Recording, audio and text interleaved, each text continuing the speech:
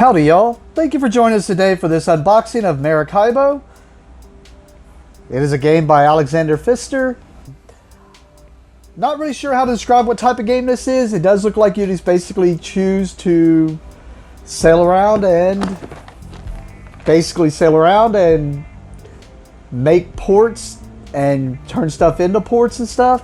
On the Board Game Geek, it didn't really go through too much other than hand management, contracts, and whatnot. So I watched a playthrough. It seemed like an interesting game, and I've been wanting to play it for a while, so we're going to check it out.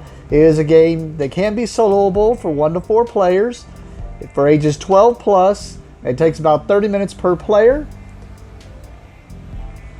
But it even says there's a story mode, which I find interesting, so we'll definitely check it out, like a campaign and whatnot.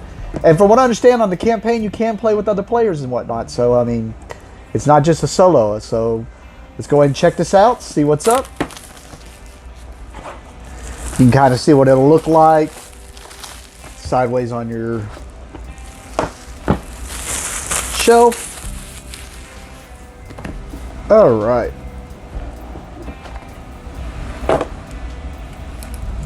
Blue baggie right off the bat. All right, what do we got here? We got a roll of baggies. That's nice. We got some cards, which we'll get into and look at later. We got some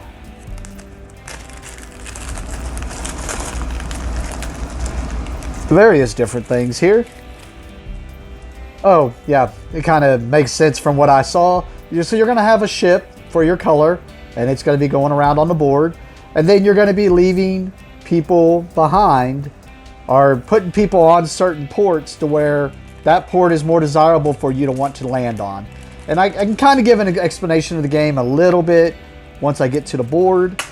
I'm not going to understand it completely without having played it, but from what I kind of got just a little gist of it that made me want to check this game out and see what's up. Of course, anything that's got to where you can feel kind of like a pirate-esque, I'm always going to kind of be into. But, all right, we got some, if I remember right, these are the victory point markers.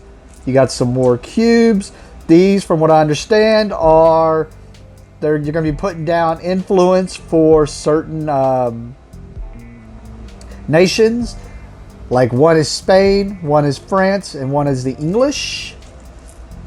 And then depending on how you are with them, can net you more victory points and whatnot on certain spots.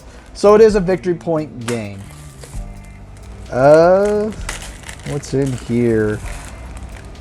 These just look like they're going to be various chits and stuff, and they got some for each color. Probably more markers on the board. I do know all the little brown chits. What's going to happen, and I'll show it when we get to it, is you're each going to have a player board, and it's going to be, these brown chits will be covering up pieces of the player board, and as you can get those pieces off and off the board, you get more stuff on your board, and we'll kind of go over that.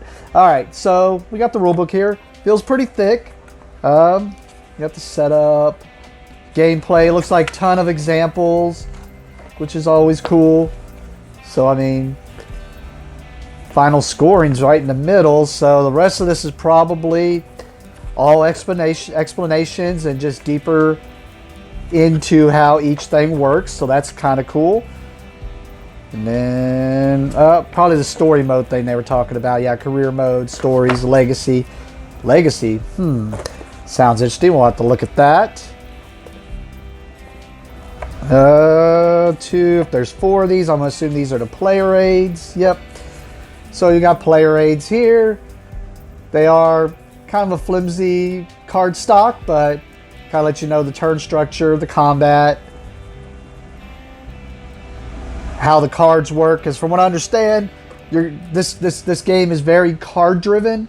The cards are people you can hire and do stuff with, but they're also resources.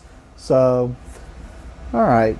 Sorry, it's going to be a little weird holding this because it's one of those where the cardboard is attached to multiple big cardboards. But, so we got this stuff, which from what I understand is going to be at the ports. These are probably when you pass over to the 100 marker. This is going to be the boards I was talking about. So you're going to be covering up a lot of this stuff. And then when you get the stuff off, you'll have more abilities you're able to do depending on which ones you remove. whether it be for getting more combat, being able to hold more resources, get more income at the end of each round, whatnot. And then we got coins. And that looks like a spot on the board. I noticed that one over there too. So probably more to do with the story mode since it says L's. So pretty cool. Oh, yep. Piece of cardboard all attached. Got more story spaces, I'm assuming. And more spots. From what I understand, these are the combat tiles actually. And it's letting you know when you go into combat what combat you want to do and what you would receive as a reward. And they're like a random chit thing that'll be in a stack.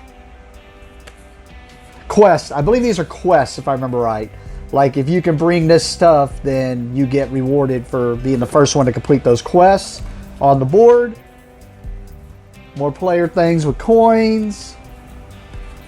Not sure about those, but they're double-sided. Probably just more tokens for marking stuff. And then we have the player board, and then we'll get into the cards. So it is a 4-segment board. All right. And I'm just going to kind of show the board here. You can kind of see this is where the track is for what, like I said, the French, the Spanish, I believe, and the English, and where you're at on them. And then we got, looks like an economy track. And I'm not sure what this track is, but it looks like another track that you can move down. And then victory points going around the entire board. And then as you can see here, it is a board where you're going to be moving around and you get to choose how many, like up to a certain number that you get to move to, going in a rondelle fashion. And then when you get to the end of this track over here, that marks the end of the round, and you do it, I'm assuming, multiple times, probably 5 to 6 rounds, somewhere in there. We also have an expedition track where you'll have somebody who's moving through here, getting you more bonuses. So multiple different ways you can go in the game. A lot of it, from what I can understand, is going to be hinging upon what cards you have in your hand. And you can see there is a ton of cards here. All right. Let's zoom in and take a look at the cards. All right, so these cards are large sized. The size you're going to be looking for are 59 by 92. I prefer this board game sleeve brand, but you can get them in Gamegenics. These you'll probably have to find at your LGS, like a local game store, just because they are not the standard size sleeves. They are going to be a little bit bigger. I prefer these board game sleeves brand because once you sleeve up 50 of your cards, in the 50 sleeves that come with it, you're able to put all 50 cards right back in here, and it gives you a nice tuck box, which is really nice for games that don't have inserts because it helps protect your cards and the sleeves from getting dinged up and bent. And we will check the sizing on this to make sure that is correct, because most of that information I got before opening this off the internet, so we'll see if it is correct. I've only had a few games where it wasn't. All right. So it does look like this is going to be the main deck. I got a feeling because of the backs of these may be more about the story mode. And we'll look at those and see if they look like they're different. But we'll just kind of flip through these. Let's go ahead and check that size on the sleeves.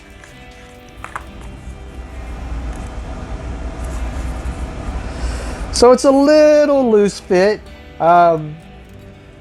But it just, in my opinion, depends on how much shuffling you're really going to be doing in the game. If you're only going to be shuffling this maybe once per game, or even a second time if the deck runs out, that shouldn't be too bad, especially since these are not bad priced. You can buy these without the box, and you get double the sleeves. It's about double the price, just depending on which size you go with, or which brand you go with.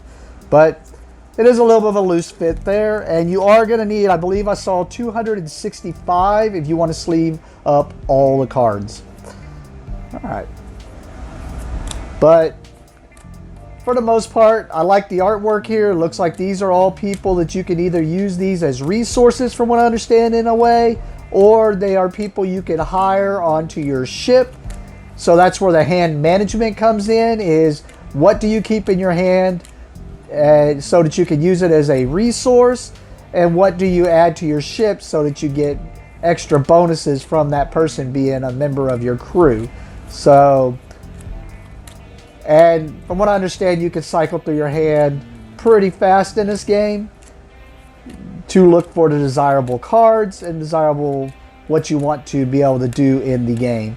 So it does look like there's large groupings of, or not, I shouldn't say large groupings, but there are multiples of each card that kind of gives some variance here depending on when they come up and where you can use them in your crew. So, patron ruins. So, I mean, sounds interesting. Sail around, get stuff done, manage your hand. So, definitely, we'll get this to the table, especially since it has a solo mode. But I've been wanting to get it to the table even before then with a group. We'll see what happens. All right, so that was the main deck, what it looks like. These, like I said, I just noticed it said Appointed Admiral, and I was like, okay, what does that mean? But then I noticed Chapter 11, and it's got the same artwork. So I'm assuming this has something to do with the story. We will see. I'm not going to try to reveal too many of these, just that way if you do not want to be spoiled on a story. So they got Appointed Admiral here. There's several cards. We only have 4 players. But these all look the same. So we'll just go through this first part here. Kind of look and see what each card kind of looks like. Maybe we can get a gist of some of that. But maybe this is how it plays solo. Maybe these are the an automa to a degree. Let you know what they are, what selection they are doing. That's what that kind of looks like maybe to me. Because it's showing what looks like might be movement here. And then what the actions they are doing. That's an assumption. I have no clue. We will see. I do remember something about goals, like things, buildings that you can kind of build, like pay money to, and it gives you actions that you can do. But it looks like it's pretty expensive, but who knows? Guess it depends on how much money through the game you're able to get.